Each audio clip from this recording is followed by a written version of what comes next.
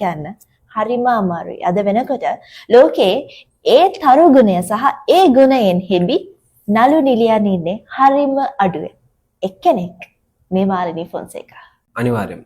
ඒ වගේමයි මේ දක්ෂතාවයන් මේ හැකියාවන් මේ වාසන මහිමේ තියෙන මේ මාලිනිය නැත්නම් මාලිනී ෆොන්සේකා මහත්මිය ලංකාවේ චිත්‍රපටවලට විතරක් නෙවෙයි දායක වෙලා තියෙන්නේ. එතනින් එහාට ගිහිල්ලා ඉන්දියානු සිනමාවෙත් එතුමිය තමන්ගේ දායකත්වය ලබා දීලා තියෙනවා.